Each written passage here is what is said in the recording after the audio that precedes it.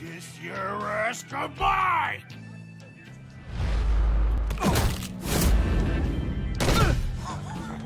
Perfect!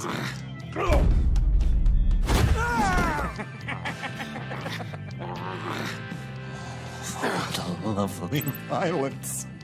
Oh my god, let me preface and say that every time something happens in the gaming journalist landscape, there's either people slinging out bullshit, untrue facts, a lot of unneeded opinion pieces, people making up outlandish shit and not paying attention to preceding games in the past, with what is going on currently, which is there was some violence in The Last of Us Part 2 trailer, and I felt that my fifis were hurt, and it was so unneeded. A child died in Detroit Become Human, but let's pay attention to the gaming journalist landscape here lately, especially for the last month or so. People have been getting triggered over the facts with the stuff they say in reviews. Remember when Video Game Donkey made that review on gaming journalists or whatever, and he said that there are journalists out there, they write reviews that make no sense. There's people out there that will slam a game for not having any innovation, but they give games like COD a 10 out of 10 or a 9 out of 10 each year. Think about that. That's a really good point, and some people probably have written things in their reviews that makes no sense. Then you have gaming journalists going out there and saying that, you know, Dean Takahashi, the guy who played Cuphead, very, very poorly.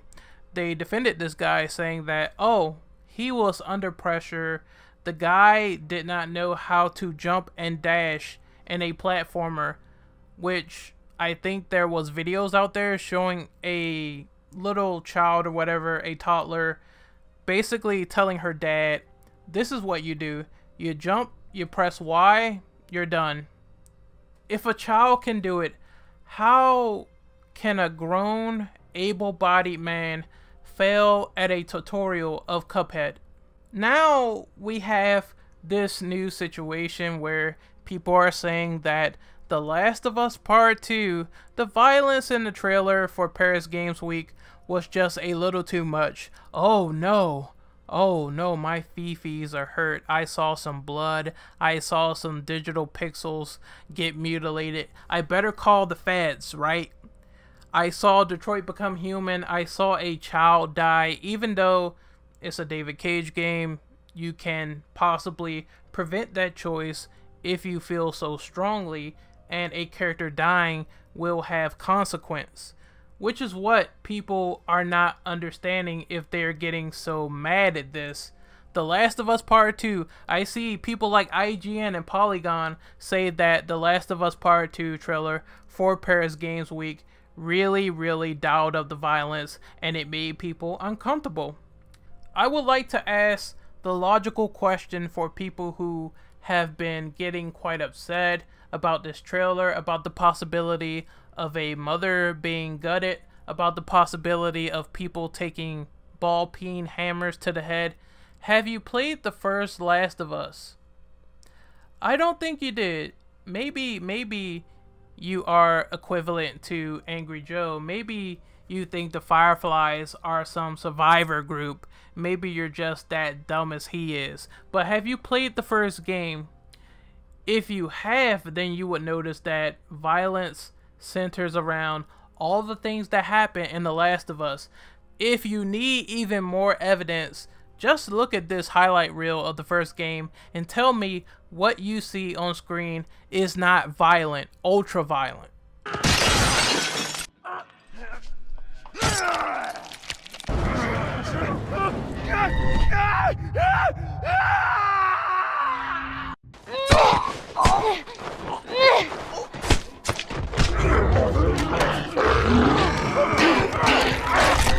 Still not convinced?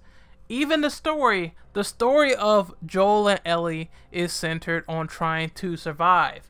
It entails scavenging for parts, trying to stay together in the midst of this chaotic post-apocalyptic world, riddled with monsters and people who are just as worse as clickers. Stated by Bill, I believe, he said, humans are the ones who scare me. So, The Last of Us has story moments centered around violence. Joel is a changed, hardened, grizzled man, all because his daughter gets killed in the beginning of the game. I think, for the most part, people, especially like you, IGN, you miss the point of what violence could entail. If you're trying to survive in a post-apocalyptic world, then of course, I would expect that people would not trust each other. People would definitely get loaded up with weapons, and people would definitely have relationship issues still, because we are all human beings, and we see that element also explored in The Last of Us. I'm sure that despite all the violence going on in the Paris Games Week trailer, it means something. It means something to the new characters. We don't know anything about this new timeline yet of them going back in the past and focusing on Ellie's mother, but I would assume that Ellie is very important to her mother. I mean, a mother's instinct is to protect her child, so I'm pretty sure all this violence has a reason in the end when we get to play The Last of Us Part 2. Moving back to Detroit Become Human, child death, that's nothing new.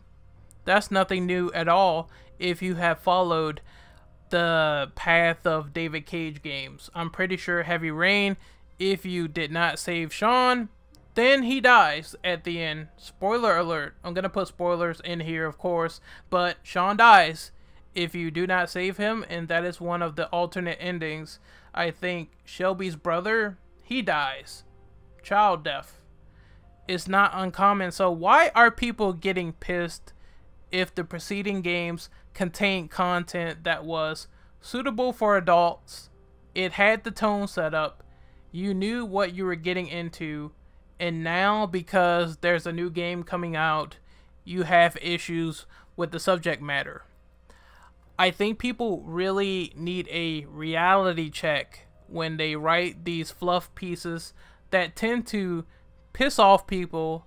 It tends to make your whole website look like you're a bunch of uninformed Nancys that don't know what they're talking about, and most of all, it makes you look like you have no context to the history of what's been going on in these video games that you play. Gaming journalism is turning into a burning dumpster fire. A lot of people deflecting over questionable things that turn out to be true. Dean Takahashi sucks. You guys are getting pissed and annoyed at Naughty Dog, at Quantic Dream for nothing. If you don't like violence in video games, it's not hurting anyone. Look away. Play something else. Do something else constructive with your time, as, I don't know, maybe buy a rated E for everyone game, and maybe you'll be satisfied with the subject matter in a children's game. In the end, violence in video games are not going anywhere. They have been around since the dawn of time, since the dawn of the ESRB, and that is never going away.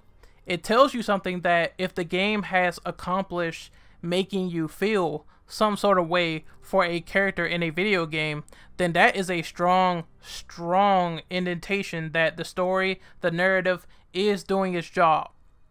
Once again, I don't know how people get this pissed off at adult subject matter when it's been around in movies, video games, TV shows, everywhere. You can't shelter yourself away from realism or realistic aspects forever. It happens. I mean, people fight, animals fight. It's nature sometimes. And sometimes people fight to survive. So I don't get why people are getting so frustrated over this.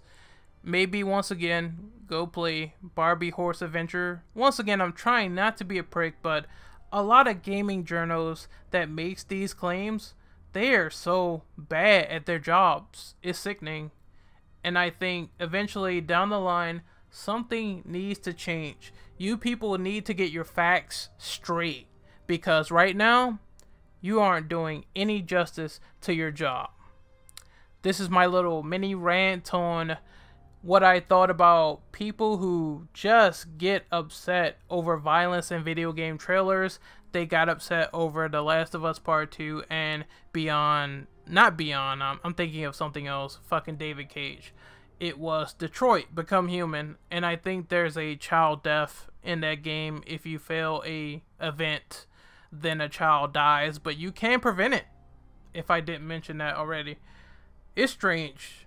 Figuring out how people work, they are really an enigma. But until then, this is my real talk done. Hopefully you guys really enjoyed it. And once again, take care.